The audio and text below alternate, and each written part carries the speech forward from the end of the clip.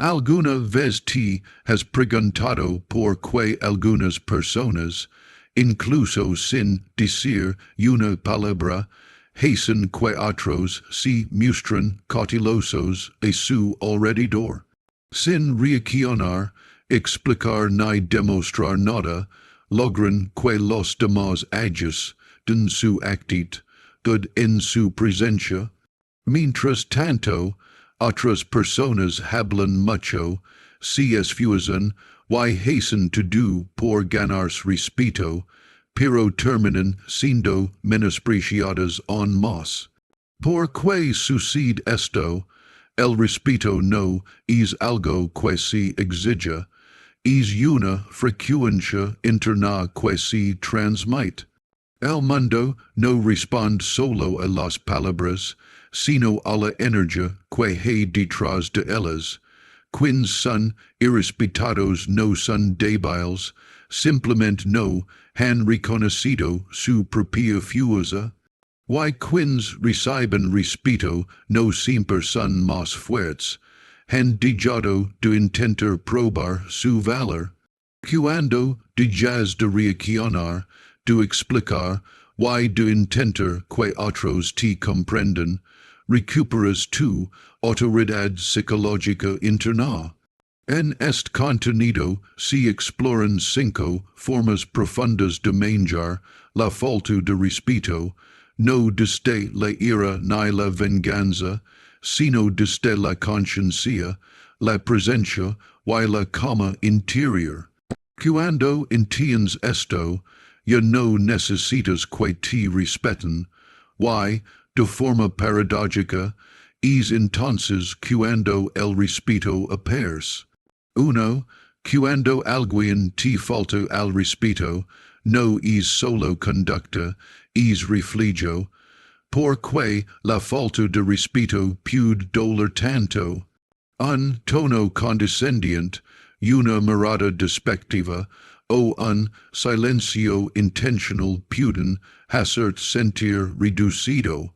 Sin embargo, no se trata solo de una interacción entre dos personas, sino del encuentro entre dos mundos inconscientes.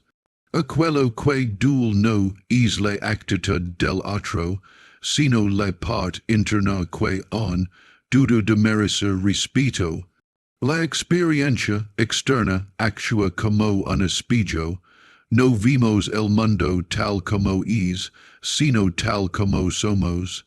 Cuando alguien desvaloriza, puede estar expresando su propia inseguridad, no reconocida. Y si la reacción es intensa, es porque es mismo conflicto también existe dentro. Comprender esto permite salir del ciclo de reacción.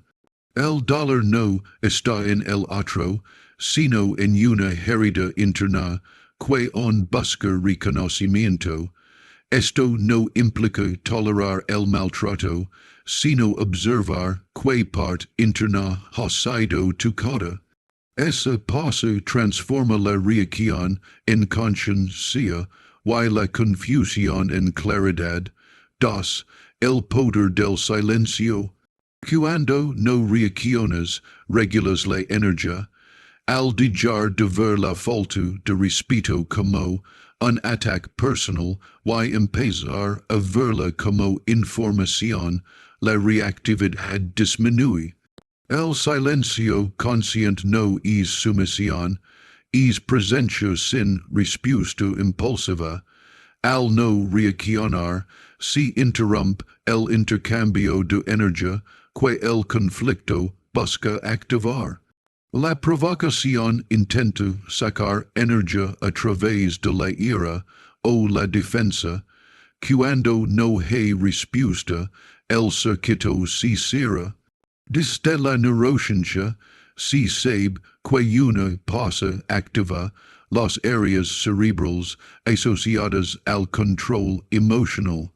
El silencio, por tanto, no es solo una actitud interna, sino una forma práctica de autocontrol. Las personas con verdadera autoridad suelen hablar poco, porque saben que cada reacción tiene un costo. El silencio no tolera el abuso, elige el momento adecuado, permite observar sin absorber, mantener límites claros y conservar estabilidad interna. En un entorno ruidoso, quien permanes sereno y stables el estándar. 3. Cuando dejas de explicar, empiezas a confiar en tu valor real. La necesidad constante de explicarse suele ser una forma de buscar validación externa.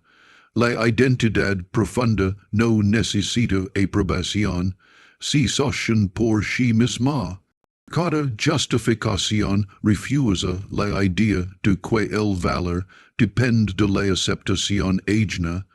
Al dejar de explicar, no se pierde voz, se gana coherencia. Quien se conoce no teme ser malinterpretado, porque entiende que la verdad no requiere consenso. Dejar de aclarar todo no es pasividad, es confianza activa. La cama que surge de esta postura genera respeto sin esfuerzo. En un mundo que exige explicaciones constantes, la serenidad comunica solidez. Hablar menos permite escuchar más, incluso las propias motivaciones internas. Así, el impulso de justificarse se reconoce como un eco del pasado, y no como una necesidad presente. 4. Nadie puede hacer sentir pequeño, yo si no estás de acuerdo. La sensación de empequeñecerse aparece cuando se cede el poder de definirse. El problema no es el comentario externo, sino la aceptación interna de es juicio. La verdadera humildad no consiste en reducirse, sino en permanecer firme. Cuando se recupera el centro interno, la dinámica cambia. Los límites claros no necesitan alzar la voz, se sienten. Muchas relaciones funcionan sobre acuerdos inconscientes de dominancia y reiterada. Cuando uno deja de participar en es juego, la estructura se disuelve. Permanecer en la propia dignidad implica elegir espacios donde no se necesario encogerse para pertenecer. La autoridad interna se manifiesta como claridad y coherencia. 5. Suelta la necesidad de ser respetado y te volverás verdaderamente respetable. Cuanto más se busca reconocimiento, más se transmite creencia. Al abandonar esa búsqueda, la energía se estabiliza. Cuando una persona deja de intentar agradar y actúa desde la alineación interna, el entorno responde de otra manera. El respeto no surge de la exigencia, sino de la presencia. Desde una perspectiva psicológica y biológica, los estados internos se contagian. La cama genera cama, la seguridad invita a la consideración, al no necesitar aprobación, no hay fugas de energía.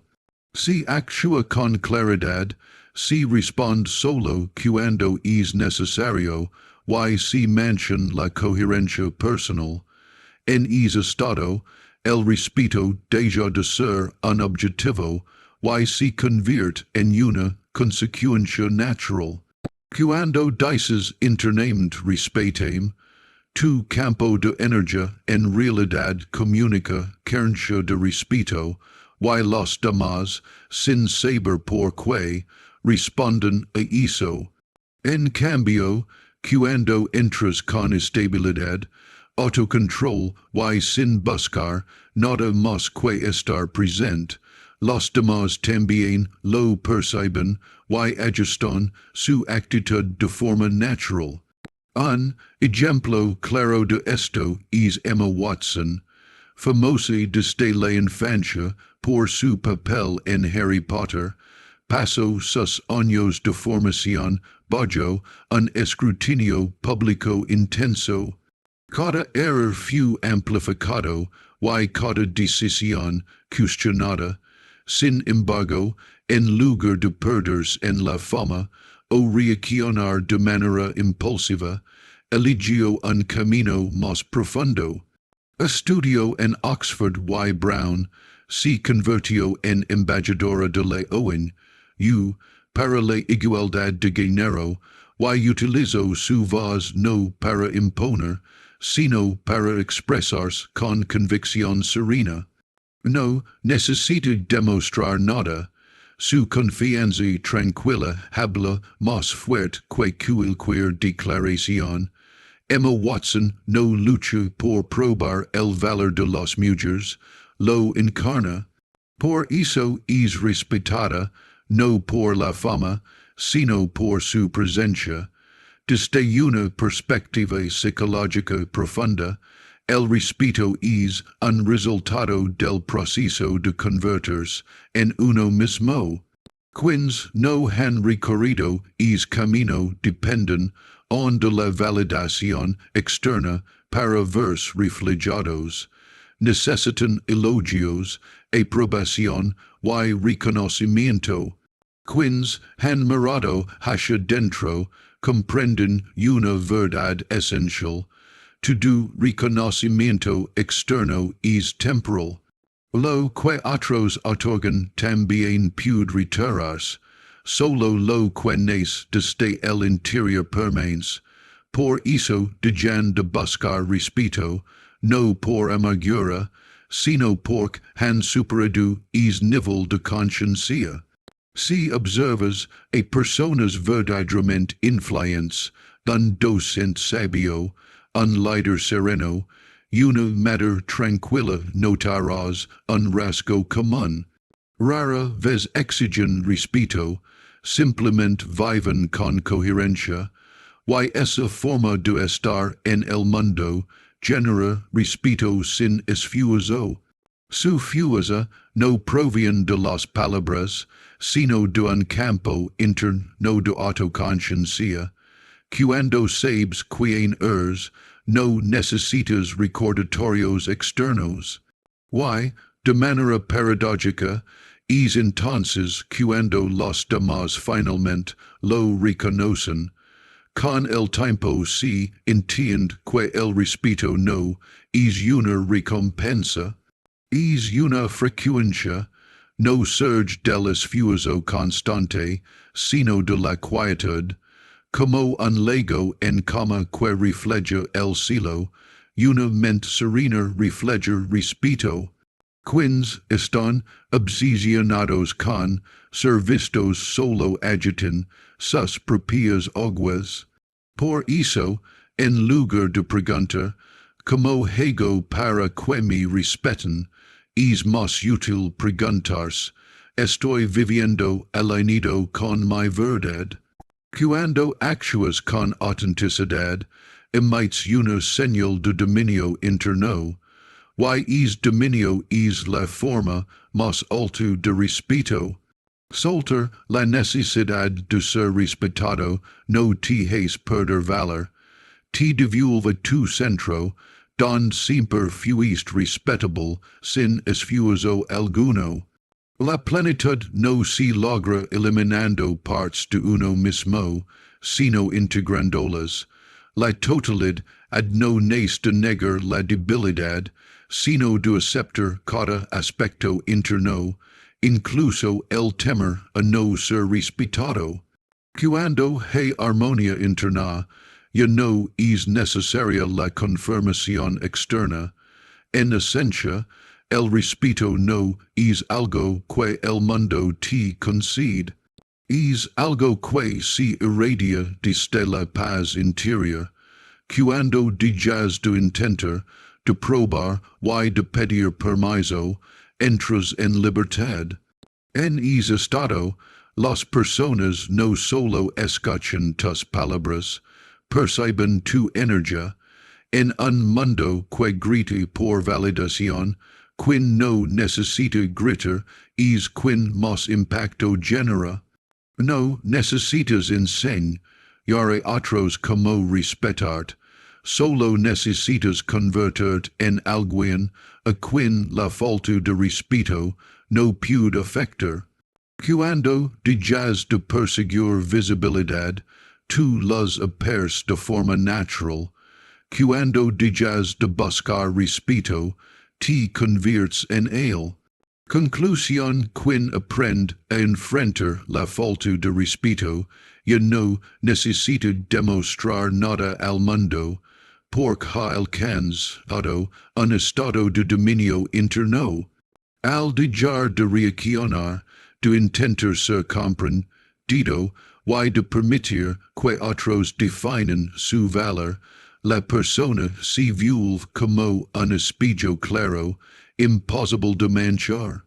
Las palabras de desprecio se vuelven apenas un soplo sobre un lego inmóvil, incapaz de alterar su profundidad. Cuando ya no vives para ser respetado, sino para vivir con verdad, excedes a una libertad poco común. En ese espacio, el juicio se vuelve un eco lejano, mientras tú permaneces sereno, firme y presente. Ya no necesitas convencer ni explicar, tu quiet se convierte en respuesta.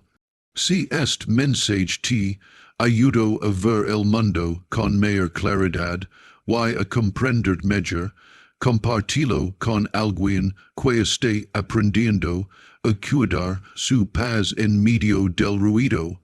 Y suscribite para seguir explorando cómo dominar tu energía, comprender tu mente y vivir desde un respeto auténtico, el que nace desde dentro.